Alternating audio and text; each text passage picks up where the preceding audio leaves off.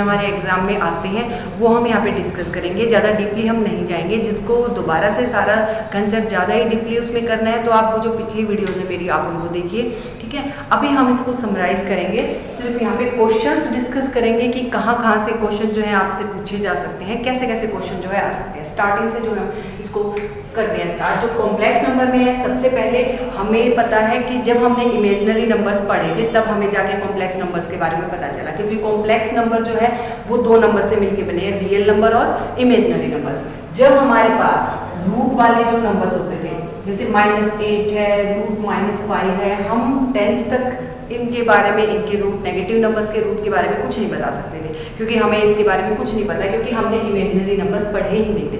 But ये क्या है, जो नेगेटिव नंबर्स का जो रूट है, वो जो नंबर्स हैं इनको क्या लिख सकते हैं हम इनको ऐसे लिख सकते हैं। यहाँ पे एक टर्म आती है, पहले मैं उसके बारे में बताती हूँ, आयोटा। ठीक है, आप सबको पता है आयोटा। आयोटा की वैल्यू होती है √-1। ओके, तो मैं इसको √8 × √-1 लिख सकती हूँ। तो क्या मैं इसको √8 आयोटा लिख सकती हूँ, है ना। तो जो भी आयोटा वाले जो नंबर्स होते हैं वो सारे नंबर्स कौन से होते हैं, वो इमेजिनरी नंबर्स, मतलब नेगेटिव नंबर्स का रूट जो आ जाएगा वो सारे इमेजिनरी नंबर्स होते हैं। तो अब हम यहाँ पे देखते हैं कि जो हमारे कॉम्प्लेक्स नंबर्स होते थे वो इमेजिनरी नंबर्स को ही बोलते हैं। कई बच्चों को कंफ्यूजन होता है, बट जो कॉम्प्लेक्स नंबर होता है उसकी जो स्टैंडर्ड फॉर्म होती है वो ये होती है, वहाँ पे एक रियल पार्ट होता है और एक इमेजिनरी पार्ट होता है। तो real number plus imaginary numbers दोनों से मिलकर आपका कॉम्प्लेक्स नंबर बना है। ओके, ठीक है। तो यहाँ से पहले तो आपको ये पता होना चाहिए, पहले हम इंपॉर्टेंट बातें जो हमारी हैं कि एक तो आयोटा की वैल्यू √-1 ये आपको पता होनी चाहिए, और एक आयोटा स्क्वायर। अगर मैं इसका स्क्वायर करूंगी तो मेरे पास 1 आ जाएगा। आयोटा की पावर 3 करूंगी तो यहाँ पे देखो इस दोनों को मल्टीप्लाई करेंगे तो क्या आ जाएगा, आयोटा 3 और यानी कि माइनस आयोटा। ठीक है, अब बात ये है कि आपको ये √-1 जहाँ पे भी, पहली बात तो आपको हमेशा आयोटा ही यूज करना है। ठीक है, कहीं भी रूट में अगर √-1 या √-a जैसे अभी मैंने बताया तो वहाँ पे आपको ये टर्म आयोटा यूज करनी है। आयोटा स्क्वायर जहाँ मिलेगा वहाँ पे -1 यूज करोगे। आयोटा क्यूब अगर मिलेगा तो आप ऐसे, और आयोटा की पावर 4 आपका 1 होगा, है ना, क्योंकि जब आप इसकी पावर इसका स्क्वायर करोगे तो आयोटा 4 = 1 हो जाएगा। तो ये जो मेन 4 वैल्यूज हैं ये आपको बिल्कुल टिप्स पे लर्न हो जानी चाहिए। ठीक है, फिर जो है यहाँ पे जो फर्स्ट जो टाइप का क्वेश्चन यहाँ से बनता है वो क्या बनता है, हमसे ऑब्जेक्टिव क्वेश्चंस पूछे जाते हैं आयोटा की हायर पावर्स को सोल्व करके हमें डायरेक्ट क्वेश्चन पूछा जाता है। फॉर एग्जांपल मैंने कोई भी यहाँ पे मान लो ऐसे लिख दिया, मैंने कोई भी 485 ऐसे लिख दिया, कोई भी आयोटा की पावर, कोई भी हायर पावर आप ले सकते हो। ठीक है, तो डायरेक्ट हम सिर्फ इन 3 की हेल्प से ही हम कितनी भी पावर दे दो, 3 डिजिट में, 4 में आ जाए, 5 में आ जाए, कितना भी बड़ा नंबर हमें आ जाए, मिल जाए आयोटा की पावर में, हम उसको इजीली सोल्व कर सकते हैं। कैसे, हमें क्या करना है बच्चों, हमें कुछ ना कुछ पावर मिलेगी। n की वैल्यू कुछ भी हो सकती है, कुछ भी हो सकती है, यहाँ पे n की वैल्यू कितनी भी बड़ी हो सकती है।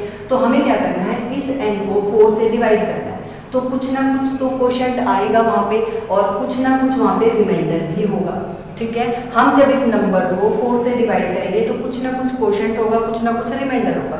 तो हमें क्या करना है, हमें यहाँ पे उसको इसी फॉर्म में लिखना है। कैसे, आयोटा यहाँ पे 4 × iota raise to power r, ऐसे आपको इस फॉर्म में लिखना है। ठीक है, हमारा क्वेश्चन सोल्व हो जाएगा, कितनी भी पावर। फॉर एग्जाम्पल कैसे, अभी दिखाते हैं। मैंने इस नंबर को 4 से डिवाइड किया तो 4 × 1 = 4, 4 × 2 = 8, 4 × 1 = 4, कितना रिमाइंडर बचा, रिमाइंडर बचा मेरा 1, तो यहाँ पे आ गया। तो आप सबको पता है आयोटा की पावर 4 होता है 1, और 1 की चाहे यहाँ पे कितनी भी पावर हो हमेशा 1 ही रहता है, और आयोटा यहाँ पे, तो हमारा जो आंसर आ जाएगा इसका आयोटा रेज़ टू पावर 485 क्या आ जाएगा, हमारा आयोटा आ जाएगा इस टाइप से। तो यहाँ पे चाहे कितना भी बड़ा नंबर हो, हमने यही पैटर्न वहाँ जो ये मैंने ये जो यहाँ पे मेथड अप्लाई किया, सेम यही करोगे कि जो भी आपको नंबर गिवन है उसको 4 से डिवाइड कर लो, 4 × जो भी क्वोशंट आएगा उसको कर दो, इनटू में यहाँ पे आयोटा की पावर जो भी आपका रिमाइंडर बचता है। रिमाइंडर क्या हो सकता है, 0 हो सकता है, 1 हो सकता है, 2, 3। अगर आप किसी नंबर को 4 से डिवाइड कर रहे हो तो या तो 0, 1, 2 या 3 इतना ही आ सकता है। अगर आपका 0 आ जाएगा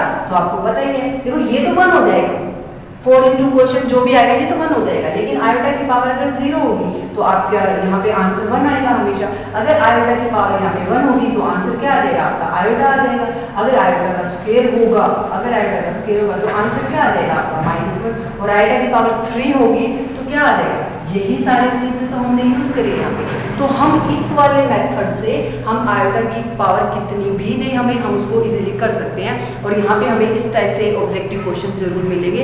अगर कॉम्प्लेक्स नंबर में से ऑब्जेक्टिव पेपर आपका बनता है तो यहाँ से higher power of the iota आपसे जरूर पूछेंगे कि क्या वैल्यू होगी। तो आपको इस टाइप से करना है कि कुछ भी एन दिया हो आपका, उसको 4 से डिवाइड करो, 4 इंटू क्वोशंट इंटू में आपका जो भी रिमाइंडर बचे वो आयोटा की पावर डाल के करो। इस टाइप से हम कर सकते हैं, ठीक है। एक और कर लेते हैं, मान लो ऐसे ही मैंने 4 2 3 5 अपने मन से एक और नंबर लिख लिया, ठीक है। और यहाँ पे मैंने क्या करा, सेम वही रूल यहाँ पे अप्लाई कर रहे हैं।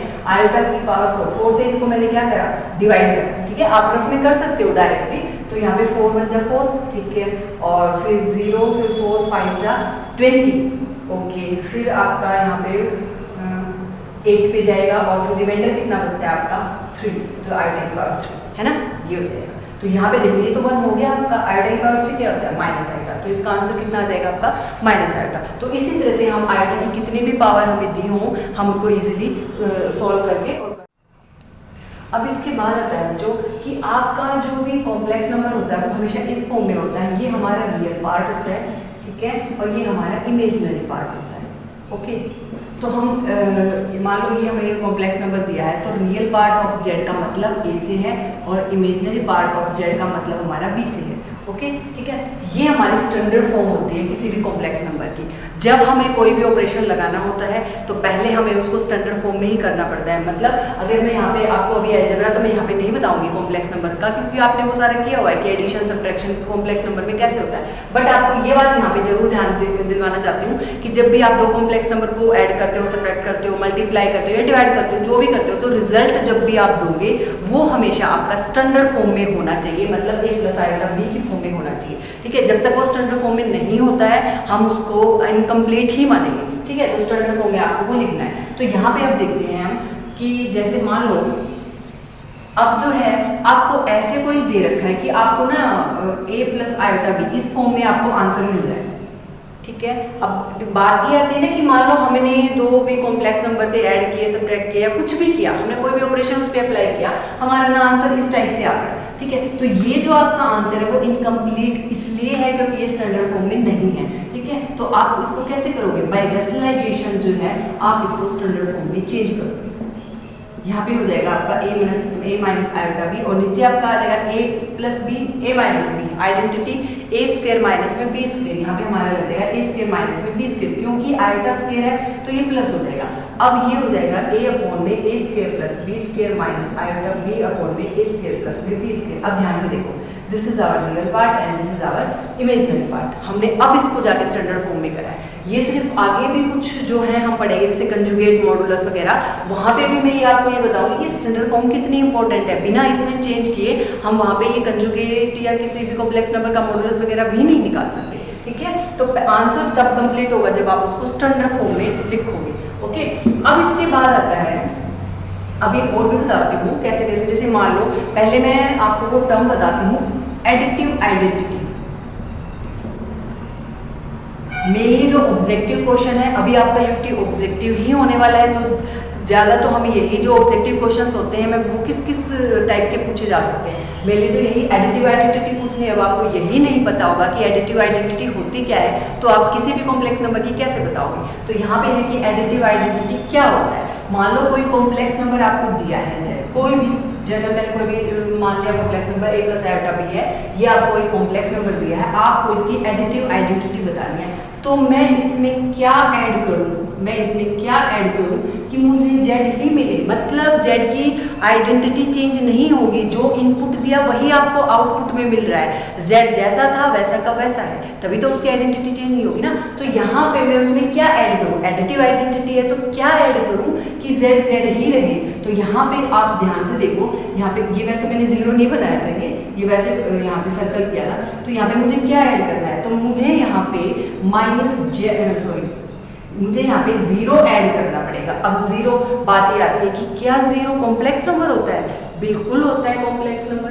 आपका जीरो जो है कॉम्प्लेक्स नंबर है जिसका इमेजिनरी पार्ट क्या है, जीरो है, जिसका रियल पार्ट भी जीरो है। तो ये क्या है, इसको आप जीरो लिख सकते हो, है ना, 0 इज ए कॉम्प्लेक्स नंबर, ठीक है। तो यहाँ पे हमारा ये हो जाएगा। तो ये जो है, तो 0 is the identity of additive identity of any complex number, ठीक है ना। क्योंकि जिस भी कोई भी कॉम्प्लेक्स, जेड की वैल्यू कुछ भी हो सकती है, कोई भी कॉम्प्लेक्स नंबर है, वापस हमें वही चाहिए, तो क्या ऐड करें, तो 0 ऐड करो, ओके। अब आता है आपका यहाँ पे, अब आएगा आपका multiplicative inverse identity, sorry multiplicative identity.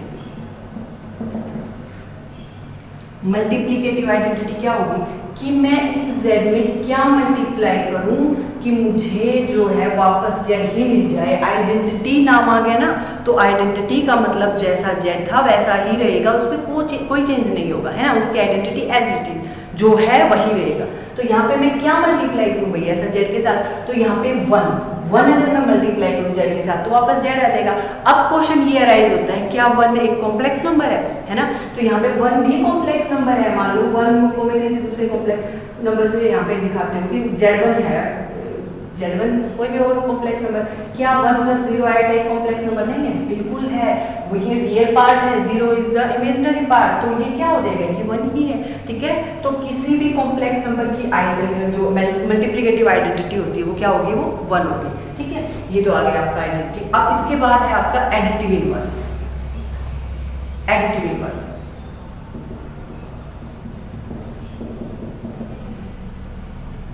यहाँ पे मैं आपको बताऊंगी भी कैसे, एग्जांपल देती हूँ। Additive inverse, okay. मैं इस z में क्या प्लस करूँ, ऐड करूँ, मतलब एडिटिव इनवर्स की बात हो रही है ना, कि मैं क्या ऐड करूँ कि मुझे जो एडिटिव आइडेंटिटी मिल जाए। जो मेरी आइडेंटिटी थी, क्या थी, एडिटिव आइडेंटिटी 0 थी, है ना। आप इसको, अगर आप इसको, वैसे तो यहाँ पे जो भी मान लो किसी का एडिटिव इनवर्स पूछा है तो यहाँ पे एडिशन की आइडेंटिटी आएगी, मल्टीप्लिकेटिव इनवर्स पूछा है तो मल्टीप्लिकेशन की आइडेंटिटी आएगी। बट आप उसको ऐसे याद ना भी रखना चाहे तो आप ये करो कि मैं इस z में क्या ऐड करूँ कि मुझे 0 मिल जाए, ओके। तो मुझे इस z में -z, मतलब जो भी कॉम्प्लेक्स नंबर दिया है उसका नेगेटिव मुझे उसमें ऐड करना पड़ेगा, और तो मुझे क्या मिल जाएगा, वहाँ पे 0 मिल जाएगा, ओके। तो -z is the additive inverse. अब क्वेश्चन ये है कि क्या डायरेक्ट z ऐसे मिलेगा 2 + 3 आइटा, ठीक है। इसका नेगेटिव कर देंगे, -2 + 3 आइटा, ये इसका एडिटिव इनवर्स हो गया, ठीक है। ये तो ठीक है, हो जाएगा। बट अगर आपको क्वेश्चन ऐसे दिया जाए, फॉर एग्जाम्पल आपको z ऐसे दिया जाए, ठीक है, ऐसे भी दिया जा सकता है, आपको z ऐसे भी दिया जा सकता है ना। मतलब आपको प्रॉपर स्टैंडर्ड फॉर्म में दिया ही ना हो z, तो क्या आप इसका नेगेटिव कर दोगे, हो गया काम वहां से? नहीं, मैंने यही बोला है कि पहले आप उसको स्टैंडर्ड फॉर्म में चेंज करो, ओके। पहले उसको a + i b की फॉर्म में लिखो, फिर जो आपका कॉम्प्लेक्स नंबर जब आपका स्टैंडर्ड फॉर्म में होगा ना, तभी आप उसका नेगेटिव बोल सकते हो कि ये इसका एडिटिव इनवर्स होगा। फॉर एग्जाम्पल फिर ऐसी सिचुएशन आएगी तो क्या करेंगे, अभी मैंने बताया कि अगर जब तक स्टैंडर्ड फॉर्म में नहीं होता कॉम्प्लेक्स नंबर, अगर उसको स्टैंडर्ड फॉर्म में चेंज करना है तो आप क्या करोगे, रेशनलाइजेशन। तो यहाँ पे आप रेशनलाइजेशन करोगे, 2 + 3 iota, 4 + 2 iota into 4 - 2 iota, 4 - 2 iota. यहाँ पे देखो, आप इसको ऊपर मल्टीप्लाई करोगे, 8 4 आयोटा और माइनस में 6 आयोटा स्क्वायर। आयोटा स्क्वायर की वैल्यू -1 होती है, मैंने डायरेक्ट लिख दिया यहाँ पे। a + b, a - b, a + b into a - b = a² - b² वाली आइडेंटिटी यहाँ यूज करेंगे। 4 का स्क्वायर 16, माइनस में 2 का स्क्वायर 4 और आयोटा स्क्वायर -1, तो ये क्या हो जाएगा आपका प्लस। तो यहाँ हमारे पास आ जाएगा 14 और ये आ जाएगा आपका 8 आयोटा अपॉन में यहाँ पे आ जाएगा 20। तो हम इसको लिख सकते हैं 14/20 प्लस में 8 आयोटा बाई 20। अभी ये कैंसिल आउट हो रहे हैं, कट रहे हैं, तो इसको कर देते हैं यहाँ तक। तो यहाँ पे जो हमारा z है अब वो इस फॉर्म में आ गया, 14/20 प्लस में 8 आयोटा बाई 20, ठीक है। आप इसको काटना चाहो तो सिंप्लीफाई कर लो थोड़ा सा, तो ये डायरेक्ट आपका आ जाएगा 7/10 प्लस में 2/5 आयोटा, ये z। अब ये आपका स्टैंडर्ड फॉर्म में है z। अब आप इसका एडिटिव इनवर्स पूछ रहे हैं, एडिटिव कुछ भी पूछ रहे हैं, मल्टीप्लिकेटिव इनवर्स पूछ रहे हैं, जो भी पूछ रहे हैं, आप क्या करोगे, अब -z यानी कि -7/10 plus 2/5 iota which is our required additive inverse. तो पहले क्या बात कर यहाँ पे कि आपको पहले स्टैंडर्ड फॉर्म में चेंज करना है, ओके। अब ये था एडिटिव इनवर्स। अब आता है आपका multiplicative inverse. Multiplicative inverse. Okay, मैं इस z में कोई भी z कॉम्प्लेक्स नंबर है, मैं इस z में क्या मल्टीप्लाई करूं, है ना, मैं इस z में क्या मल्टीप्लाई करूं कि मुझे मल्टीप्लिकेटिव की आइडेंटिटी क्या थी, मल्टीप्लिकेटिव आइडेंटिटी हमारी 1 थी कि मुझे 1 मिल जाए। तो मैं डायरेक्ट बोल दूंगी 1/z कर दो भाई, मिल जाएगा 1, है ना। अब देखो, अब मुझे यहाँ पे 2 + 3 आएगा, ये गिवन है। अब कोई मुझे बोलेगा कि इसका मल्टीप्लिकेटिव इनवर्स बताओ, तो मैं डायरेक्ट बोल दूंगी कि मल्टीप्लिकेटिव इनवर्स का ना 1/z यानी कि 1/2 + 3 आएगा। आंसर दे दिया मैंने तो अपना, है ना, 1/z ही हो जाएगा। बट मैंने क्या बोला था, चाहे आंसर हो आपको हमेशा स्टैंडर्ड फॉर्म में देना है। ये स्टैंडर्ड फॉर्म नहीं है, इसको स्टैंडर्ड फॉर्म में कैसे चेंज करोगे, बाय रैशनलाइजेशन। आप इसको किस में चेंज करोगे, स्टैंडर्ड फॉर्म में, क्योंकि अगर आपने यहाँ पे आंसर लिख दिया ना तो आपको मार्क्स नहीं मिलेंगे, ठीक है ना। हो सकता है आपको कोई दे भी दे, आधा मार्क्स आपको यहाँ पे दे भी दे, ठीक है, और कोई ना भी दे, क्योंकि आपका आंसर तो ठीक नहीं है, अभी प्रॉपर फॉर्म में आपने लिखा ही नहीं उसको। तो ये यहाँ पे आपकी आइडेंटिटी लगेगी 2 का स्क्वायर 4 और -9 i का स्क्वायर यानी कि +9, तो ये हो जाएगा 2/13 - 3/13 आएगा।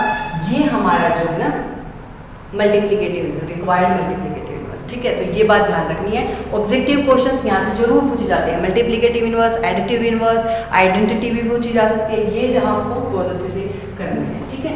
इसके बाद जो आता है आपका कंजुगेट और मॉडुलस वाला टॉपिक, ठीक है। इसके बाद जो है आपका आता है कंजुगेट, और फिर सेकंड जो है आपका मॉडुलस, ठीक है। अब देखो जो आपका कंजुगेट क्या होता है, मॉडुलस क्या होता है। कोई भी कॉम्प्लेक्स नंबर आपको गिवन है, ओके, a + i, मुझे इसका कंजुगेट का सबसे पहले साइन देख लो आप। साइन जो है z के ऊपर मैंने बार लगा दिया, ये इसका मतलब इस जो गिवन कॉम्प्लेक्स नंबर है उसका कंजुगेट आप निकाल रहे हो, ओके, ये हमने लगा दिया। अब कंजुगेट क्या होता है, आपको इमेजिनरी पार्ट का साइन चेंज कर देना है। Conjugate of a complex number में क्या करना है आपको, conjugate of a complex number क्या होता है, ठीक है, वो सिर्फ इमेजिनरी पार्ट का है। बच्चों को कंफ्यूजन पता क्या रहता है, बच्चे सोचते हैं कि मान लो मैंने कोई दे दिया -2 + में 3 आएगा, बच्चे इसका कंजुगेट जब निकालेंगे तो सोचेंगे कि पूरे का हम ना साइन चेंज कर देंगे, 2 - में 3 आएगा, जो कि बिल्कुल रॉन्ग अप्रोच है, ठीक है। हमने क्या करना है, हमने रियल पार्ट को छेड़ना ही नहीं है, चाहे रियल पार्ट हो कुछ या हो ही ना, ठीक है ना। अगर मान लो रियल पार्ट हो ही ना, सिर्फ हमारे पास z ऐसा हो तो भी कोई दिक्कत नहीं। हमने क्या करना है, हमने ये ऐसे हो जाएगा, हमने जो इसका कंजुगेट लिया, हमने इसका साइन चेंज कर दिया। आप इसको ऐसे लिखो या ऐसे लिखो, हमने क्या करना है, सिर्फ इमेजिनरी पार्ट का साइन चेंज करना है। तो a + i का जो कंजुगेट होगा वो a - i। अब कोई मुझे बोले कि a - i ऐसा हो तो a + i, जब साइन चेंज कर ही देना है, किसका करना है, सिर्फ इमेजिनरी पार्ट का, ओके, वो हमारा कंजुगेट होता है। अब बात ये आती है कि कंजुगेट हमें डायरेक्ट ऐसे थोड़े देंगे कि 2 + 3 आएगा, ऐसे ना भी दे कोई कॉम्प्लेक्स नंबर।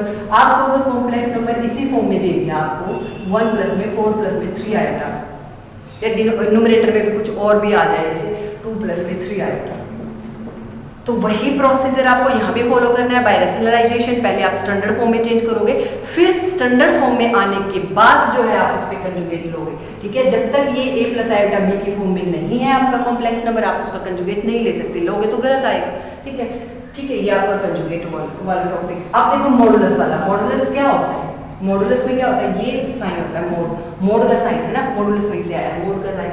ये पहली बात तो हमेशा >0 होता है, सबको पता है। अब ये होता क्या है, ये जो भी आपका रियल पार्ट का स्क्वायर प्लस में इमेजिनरी पार्ट का स्क्वायर और उसका स्क्वायर रूट होता है ना, square root of real part plus में इमेजिनरी पार्ट, ठीक है। अब देखो यहाँ पे, अब यहाँ पे जो बच्चे मिस्टेक्स करते हैं जनरली, वो मैं बता देती हूँ। जैसे मान लो इसका मोड लिया है, तो वो क्या करेंगे, ठीक है, a का स्क्वायर यानी कि 2 का स्क्वायर, और फिर यहाँ पे 3 आयोटा का स्क्वायर करेंगे, गलत है बिल्कुल। यहाँ पे इमेजिनरी पार्ट ना आयोटा नहीं है, आयोटा के साथ जो टर्म है वो है, तो यहाँ पे ओनली 3 का, ठीक है।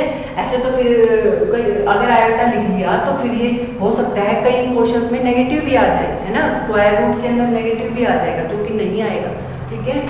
तो यहाँ पे हमेशा रियल पार्ट का स्क्वायर और इमेजिनरी पार्ट ओनली ये है, आयोटा नहीं है उसके अंदर, ठीक है। आयोटा के साथ जो नंबर है वो इमेजिनरी पार्ट हुआ ना, आयोटा वाली टर्म हमारी इमेजिनरी पार्ट हुई। तो यहाँ पे ये आ जाएगा हमारा, जैसे 4 + में 9 √13, इस टाइप से आ जाएगा। ओके, अब बात ये है कि z आपको अगर ऐसा मिले तो वही बात आपको ऐसा मिले, या फिर 1/2 + 3 आयोटा, इससे भी बड़ा मिल सकता है, ऐसे भी मिल सकता है 3 आयोटा अपॉन 2 + 4 आयोटा इंटू या फिर कुछ प्लस में 4 + 3 आयोटा, कुछ भी दे सकते हैं और ऑपरेशन लगा के और भी बड़ा कर सकते हैं उसकी लेंथ को। हमने क्या करना है, उसको पहले सिंप्लीफाई करना है, उसको सोल्व करना है और स्टैंडर्ड फॉर्म में चेंज करना है। सारा जब हमारा स्टैंडर्ड फॉर्म में आ जाएगा, मतलब a + आयोटा b की फॉर्म में आ जाएगा, तब जाके हम मॉडुलस करेंगे उसका। ओके ठीक है, तो इस तरह से हमारा जो है मॉडुलस और टॉपिक हो जाएगा। अब कंजुगेट और मॉडुलस के बाद जो है,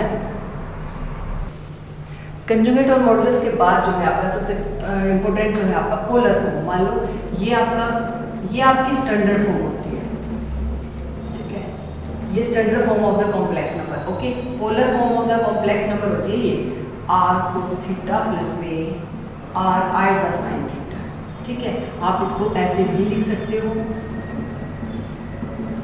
ये होती है आपकी पोलर फॉर्म। ओके, ये होती है आपकी पोलर फॉर्म। यहाँ पे जो r होता है ना, वो होता है आपका मॉडुलस। अब कई बच्चों को लगता है कि ये r वही वाला मॉडुलस है, हाँ ये वही वाला मॉडुलस है ना, है तो जो भी हमने करा था z मोड जो हमने निकाला था, ये वही वाला मॉडुलस है। लेकिन यहाँ पे हम डिफरेंट मेथड से भी निकाल सकते हैं, मतलब है ये वही, वैसे भी निकल सकता है और अभी हम बताएंगे वैसे भी निकल सकता है। तो ये r, और जो ये थीटा होता है ये आर्गुमेंट। ओके, अब देखते हैं पोलर फॉर्म में अगर हमें क्वेश्चन मिल जाएगा। देखो यहाँ पे मैं आपको दोनों तरह के बता देती हूँ। पहले तो मान लो ऑब्जेक्टिव क्वेश्चन हो, हमें कोई भी कॉम्प्लेक्स नंबर दे दिया, मान लो कोई भी दे दिया आपकी तरफ से 1 + में √3 आयोटा ही दे दिया, ठीक है, कोई कॉम्प्लेक्स नंबर दे दिया और हमसे ऑप्शन में दिए हैं कि इसके ना जो आर्गुमेंट और मॉडुलस ये है। मान लो इसका आर्गुमेंट है 2 है, इसका जो आपका इसका मॉडुलस 2 है, इसका आर्गुमेंट π/6 है, मतलब ऑप्शन में इस टाइप से 4 ऑप्शन दे दिए।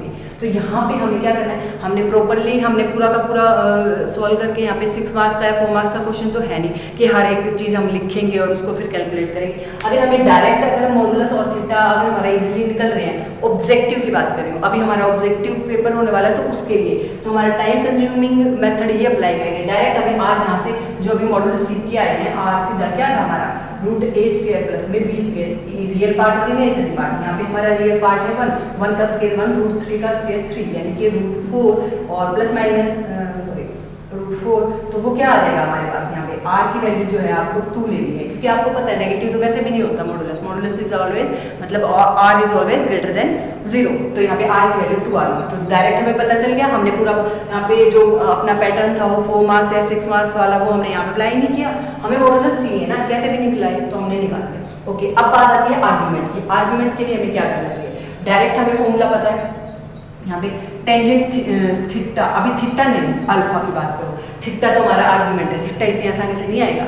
अल्फा टेंजेंट अल्फा क्या होगा हमारा जो टेंजेंट अल्फा आएगा वो हमारा जो रियल जो imaginary part of z upon में रियल पार्ट ऑफ z, ठीक है, और मोड लगाते हैं यहाँ पे मोड लगाना, मतलब वैल्यू जो भी आएगी वो पॉजिटिव आनी चाहिए, नेगेटिव नहीं आनी चाहिए, ठीक है ना। तो यहाँ पे टेंजेंट अल्फा आएगा हमारा यहाँ से। अब फॉर एग्जांपल हम इसी का निकाल के दिखा देती हूँ विद एग्जांपल, मैं आपको बता रही हूँ। मान लो यहाँ पे इसका रियल पार्ट कितना है बच्चों, इमेजिनरी पार्ट है √3, रियल पार्ट है 1, तो हमारे पास जो टेंजेंट अल्फा आ जाएगा वो √3 आ जाएगा। मीन्स अल्फा टेंजेंट की वैल्यू √3 कितने पर होती है, किस एंगल पे होती है, और वो होती है हमारी 60 डिग्री पे, यानी कि π/3, तो π/3 आ जाएगा। यहाँ पे अल्फा की वैल्यू π/3 आ जाएगी।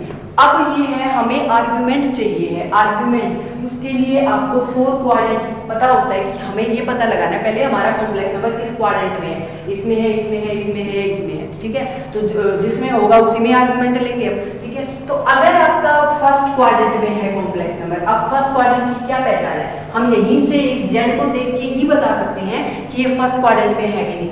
दोनों, अगर मैं इसको x लूँ इसको y लूँ, क्या आप किसी कॉम्प्लेक्स नंबर को ऐसे भी तो लिख सकते हो, है ना, x और y की फॉर्म में, ठीक है, a और b लिख दो या x और y लिख दो। तो यहाँ पे अगर देखेंगे दोनों ही पॉजिटिव है, मान लो ये x एक्सिस ही हमारा y एक्सिस, दोनों पॉजिटिव कौन से क्वाड्रेंट में आते हैं, फर्स्ट में।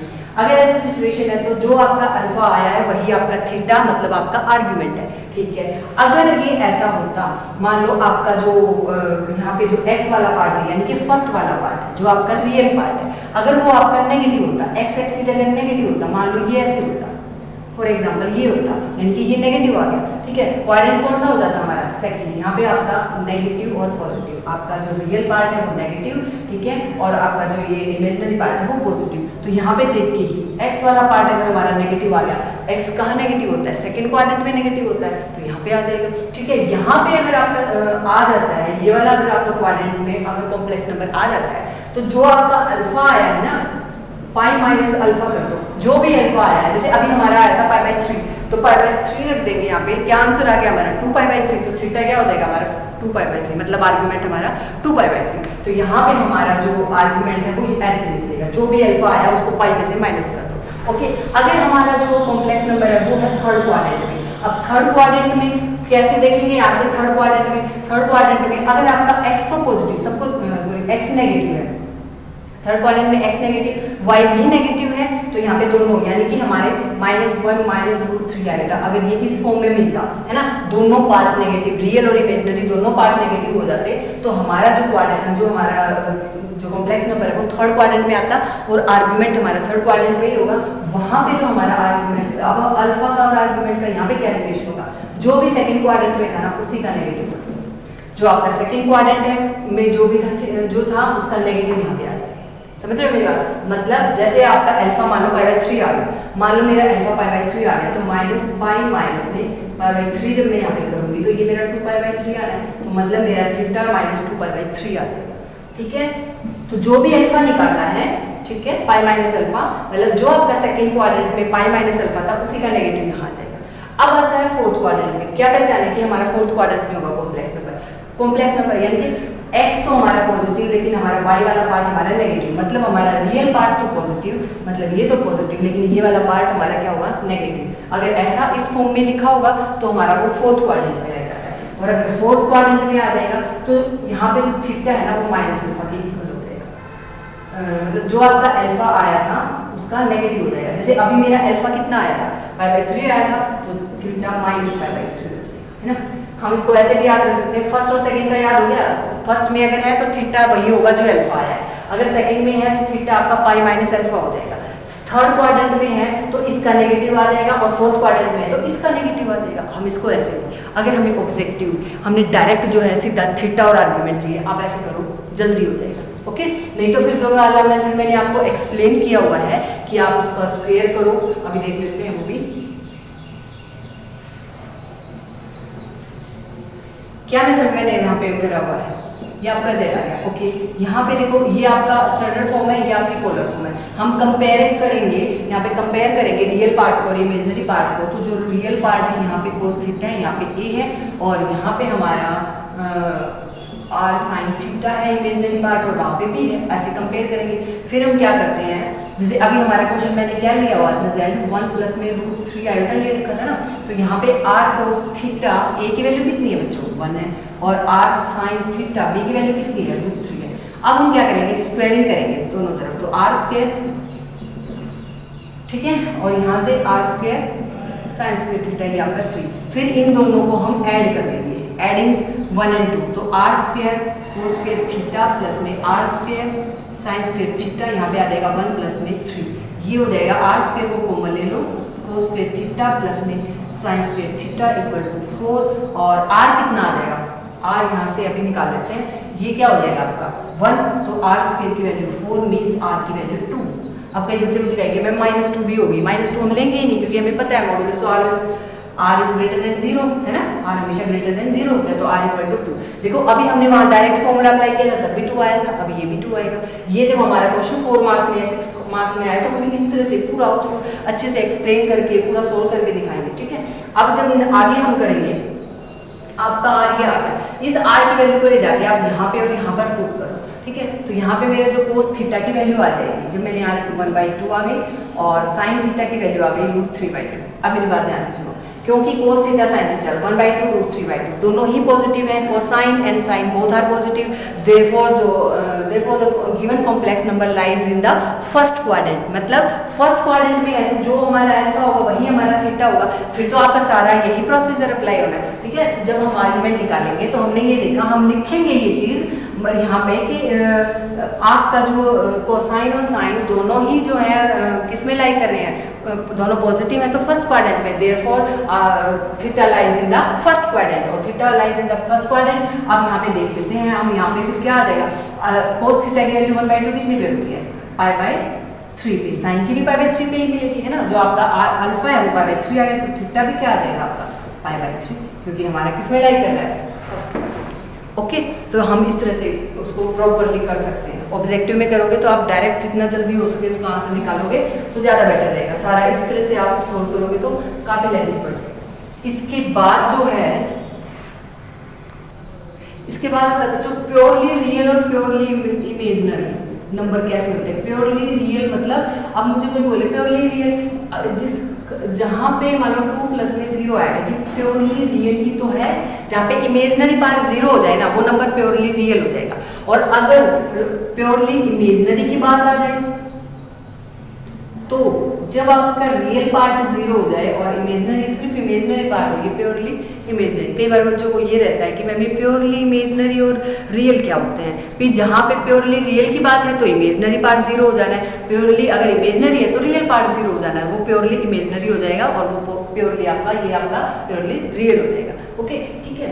अब इसके बाद जो है आपका और कौन सा टॉपिक बचता है, क्वाड्रेटिक इक्वेशंस जो हैं वो वाला मैं यहाँ पे ज़्यादा एक्सप्लेन नहीं करूँगी, वो तो इजी सा है, आपने क्वाड्रेटिक इक्वेशंस का सॉल्यूशन करना 10th में सीखा हुआ है। सेम वही बात, वही क्वाड्रेटिक फॉर्मूला आपका, मान लो आपके अल्फा बीटा 2 रूट हैं कोई भी क्वाड्रेटिक इक्वेशन के, -b plus minus √b² minus 4ac/2a, यही फॉर्मूला यहाँ भी अप्लाई होना है। बस फर्क ये होता है कि यहाँ पे जो आपका d है वो लेस देन 0 भी हो जाएगा। तो पहले हमें पता नहीं था कि जब नेगेटिव रूट्स आते हैं तो नेगेटिव नंबर्स का रूट्स होता है तो वो कैसे, लेकिन अभी तो हमें पता है, तो हमारे जो रूट्स हैं वो आयोटा के फॉर्म में आ जाएंगे। तो ये तो बहुत इजी वाला पार्ट है, ये आप कर सकते हो खुद से। ओके, अगर इसमें कुछ और है तो फिर बच्चों आपको जो है सारे क्वेश्चंस की प्रैक्टिस करके देखनी पड़ेगी। फिर कुछ प्रॉपर्टीज हैं कॉम्प्लेक्स नंबर्स की, जैसे z और z कंजुगेट जब आप करते हो, जब आप z और z कंजुगेट करोगे तो आपको यहाँ पे z mod का स्क्वायर आपको मिल जाता है ना। ये वाली प्रॉपर्टीज मैंने करवाई हुई है, ये कुछ जो इंपॉर्टेंट प्रॉपर्टीज जो हमारे क्वेश्चंस को सोल्व करने में हेल्प करेंगे, ऐसे ऐसे जो है आप उनको भी देख सकते हो। 1 मार्क में तो वो भी पूछी जा सकती है, डायरेक्ट आपसे पूछी जा सकती है। ओके, तो अब जो है फटाफट से जो है क्वेश्चन जो लास्ट है कॉम्प्लेक्स नंबर में, बट स्क्वायर रूट वाला जो टॉपिक है हमारा वो भी काफ़ी इंपॉर्टेंट है, हमारे सप्लीमेंट्री मटेरियल में एनसीईआरटी में दिया हुआ है, बट हम उसको करेंगे। मैं आपको यहाँ पे दोनों तरह से बताऊंगी कि जैसे आपका मान लो 6 मार्क्स में क्वेश्चन आ जाता है तो आपको कैसे करना है। ऑब्जेक्टिव के लिए भी तो मैं शॉर्ट फॉर्म बता दूंगी, अगर मान लो किसी नंबर का स्क्वायर रूट अगर ऑब्जेक्टिव क्वेश्चन में पूछ लिया जाए तो मैं आपको डायरेक्ट यहाँ पे एक फॉर्मूला बताऊंगी, आप उसको लर्न करो, हो जाएगा। ठीक है, ज़्यादा मुश्किल भी नहीं है वो, क्योंकि उसमें हम ये पूरा 6 नंबर वाला क्वेश्चन वाला पैटर्न थोड़ी ना यूज़ करेंगे, तो बहुत ज़्यादा लेंथी हो जाएगा, टाइम कंज्यूमिंग क्वेश्चन हो जाएगा, फिर तो बहुत ज़्यादा एक नंबर का ही तो होता है ऑब्जेक्टिव। ठीक है, तो यहाँ पे मान लो आपको कोई भी आपका है जैसे स्क्वायर रूट कोई भी कॉम्प्लेक्स नंबर है, एक कॉम्प्लेक्स नंबर ले लेते हैं पहले यहाँ पे। ओके, जैसे मैंने ये ले लिया यहाँ पे एक कॉम्प्लेक्स नंबर ले लिया। ठीक है, मैं इसका स्क्वायर रूट फाइंड कर लूँ।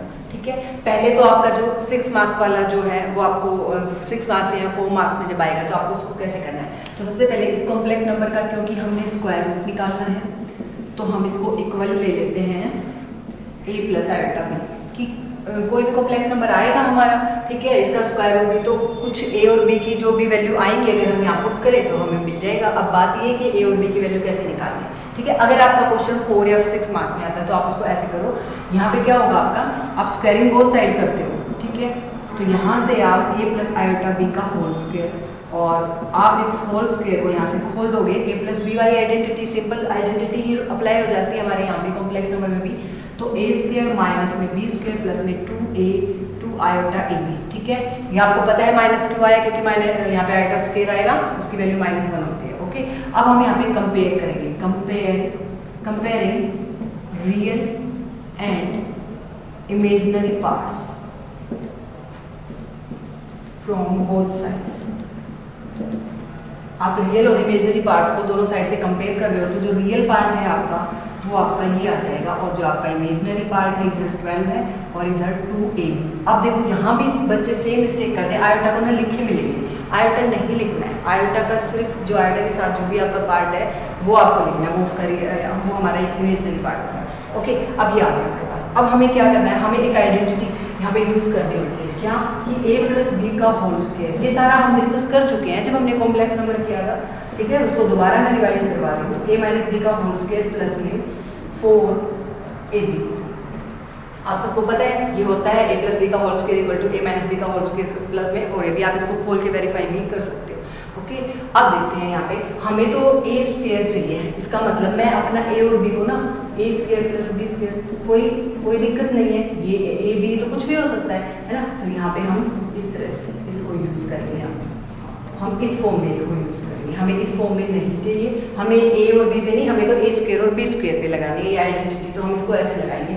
तो यहाँ हमारे पास क्या हो जाएगा, a square plus b square का होल स्क्वायर। और यहाँ पे देखो a square minus b square की तो वैल्यू पता है हमें 5, तो पुट कर दो।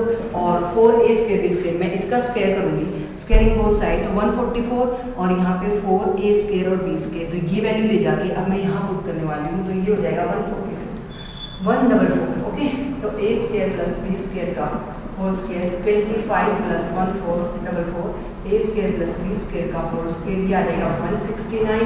और दिस इम्प्लाइज यहाँ से हमारे पास a स्क्वायर b स्क्वायर की वैल्यू आ जाएगी root 169, means a square plus b square आ जाएगा प्लस माइनस में 30। ओके, तो यहाँ पे हम क्या करेंगे, a स्क्वायर b स्क्वायर को एक बार तो 30 ले लेंगे और a square plus b square को एक बार माइनस 30 ले लेंगे। तो यहाँ पे देखो अब ये वाले जो है a स्क्वायर, यहाँ पर elimination method using this equation and this equation, है ना। और फर्स्ट किसको मान लेते हैं, फर्स्ट जो हमने सेकेंड और थर्ड इक्वेशन का यूज करके, तो यहाँ से हमारे पास ये आ जाएगा 5। तो by elimination method 2a square और ये आ जाएगा आपका 18, a स्क्वायर इक्वल टू 9 और a equal two plus minus 3। आगे a की वैल्यू, ये a की वैल्यू ले जाकर के हम यहाँ पे पुट कर लेंगे इस वाले में यहाँ से हमारे पास क्या आ जाएगा 12 2, यहाँ पे 3 वैल्यू जब मैंने पुट करी तो दिस इम्प्लाइज मेरे पास b की वैल्यू क्या आ गई, इसमें 6 और ये आ जाएगा आपका 2। ठीक है, ये मेरी 2 वैल्यू आ गई। अब अगर मैंने -3 यहाँ पे पुट करी होती तो मेरे पास माइनस का, तो इसका मतलब b की वैल्यू प्लस माइनस 2 आ गई और a की वैल्यू ये आ गई। इसकी तो हमें जरूरत ही नहीं पड़ी। अब कोई बच्चा कहेगी मैम ये भी आप यूज़ कर लेते, बच्चों ये यूज़ नहीं करेंगे हम। ये यूज़ पता क्यों नहीं करेंगे, क्योंकि यहाँ पे जब हम एलिमिनेशन मेथड लगाएंगे भी, ठीक है, तो हमारे लिए नेगेटिव में आएगा। और मतलब यहाँ पे 2a स्क्वायर, मान लो इस तरह से जब अभी यहाँ पे 18 आया ना, अगर यहाँ पे नेगेटिव नंबर आएगा तो नेगेटिव नंबर का स्क्वायर करेंगे, स्क्वायर रूट करेंगे, तो फिर से वो मतलब हमारे a और b है ना, a और b ये तो रियल ही हैं, ये रियल है, ये रियल है, ये तो रियल ही आएंगे। लेकिन अगर हम यहाँ से निकालेंगे तो हमारे a और b भी रियल नहीं आएंगे। तो ये वाला केस हमें यहाँ से हटाना है। ठीक है, तो a और हमारे पास a और b की वैल्यू आ चुकी है, हम यहाँ पे रखेंगे a और b की वैल्यू। तो ये हमारा 3 और ये हमारा कितना आया है 2, और क्योंकि प्लस और माइनस दोनों प्लस है तो 3 प्लस में 2 आया, अगर माइनस है तो 3 माइनस में 2 आया। ये जब हमें 4 मार्क्स में क्वेश्चन दिया होता है। अब डायरेक्ट बच्चों अगर मान लो हमसे यही क्वेश्चन देंगे ऑब्जेक्टिव में पूछने और आपको 4 ऑप्शन दे दें, ये भी ऑप्शन में हो कोई और भी हो, मान लो ऑप्शन ए है आपका 3 प्लस में 2 आयोटा प्लस माइनस, ये ठीक है। बी ऑप्शन में है प्लस माइनस 3 माइनस 2 आयोटा, और सी ऑप्शन में है आपका प्लस माइनस -3 प्लस 2 आएगा, एंड सो ऑन। आपके 4 ऑप्शन कोई भी दे सकते हैं। तो हमें बोलेंगे कि इसका स्क्वायर रूट क्या होगा। तो क्या ऑब्जेक्टिव क्वेश्चन के लिए हम इतना सारा सॉल्यूशन करके देखेंगे? नो। तो मैं अभी अगर ऑब्जेक्टिव में आपके पास हो तो एक छोटा सा आपको बता रही हूँ यहाँ पे, अगर आप चाहो तो उसको लर्न कर सकते हो ना, तो फिर लास्ट ऑप्शन तो यही है, आपको ऐसे ही करना पड़ेगा। ओके, क्या होगा उसके अंदर देखो, कोई भी कॉम्प्लेक्स नंबर है, जैसे अभी मुझे ये कॉम्प्लेक्स नंबर दिया था, क्या था हमारा, था गया 5 प्लस में 12 आएगा, ये था कॉम्प्लेक्स नंबर। ओके, मुझे इसका स्क्वायर रूट बताना है। ओके, मुझे इसका स्क्वायर रूट बताना है ऑब्जेक्टिव में, ये मेरे ऑप्शन है। तो मुझे क्या करना है, तो जो इसका स्क्वायर रूट होगा ना वो क्या होगा, ये देखो क्या हो जाएगा इसका। हम डायरेक्ट अगर इसको निकालेंगे तो ये ऐसे हो जाएगा प्लस माइनस तो आपका आएगा square root real part of z plus में modulus of z divided by 2, फिर यहाँ पे प्लस अंडर रूट वही real minus real part of z plus mod z divided by 2, और यहाँ से डायरेक्ट हमारा स्क्वायर रूट निकल जाएगा। देखो यहाँ पे कुछ नहीं, बस ये 2 चीज़ें याद रखनी है। क्या कि प्लस माइनस तो देखो आपको पता ही है, वो तो बाहर आना ही है, वैसे भी आप निकालोगे। तो यहाँ पे रूट, यहाँ पे अंडर रूट लगाओगे real part of Z plus में जेड का मोड, ठीक है, डिवाइडेड बाई 2। सेम यही चीज़ यहाँ पे है, बस यहाँ पे रियल पार्ट का नेगेटिव है। आप इसको ऐसे कर सकते हो, जैसे अभी निकाल के देखते हैं। ये डायरेक्ट आप इसको भी लर्न कर लोगे ना, बस 1 ही मिनट लगेगी इसको लर्न करने में। चाहो तो आप डायरेक्ट इसका निकाल सकते हो। अभी इतना बड़ा करके निकाला, ऑब्जेक्टिव में है तो कैसे निकालोगे, ऐसे करके निकाल दो। आप देखो क्या यही आएगा answer, real part of Z. Real part of Z क्या है आपका 5, यानी कि 5 प्लस में मोड जेड, आपको पता ही है मॉडुलस कैसे निकालते हैं, ए स्क्वायर प्लस बी स्क्वायर करके, यानी कि 5 का स्क्वायर प्लस में 12 का स्क्वायर, कितना हो जाएगा 25 प्लस 144, और ये आ जाएगा रूट 169, मतलब प्लस माइनस 13 आ गया यहाँ पे, है ना, प्लस माइनस 13। और तो क्योंकि मॉडुलस है तो प्लस ही लेंगे, मॉडुलस तो नेगेटिव होता नहीं है, तो यहाँ पे प्लस का 13 डिवाइडेड बाई 2, और फिर सिमिलरली यहाँ पे हमारे पास माइनस में 5 प्लस का 13 डिवाइडेड बाई 2 और ब्रैकेट क्लोज, और यहाँ पे प्लस माइनस, ये देखो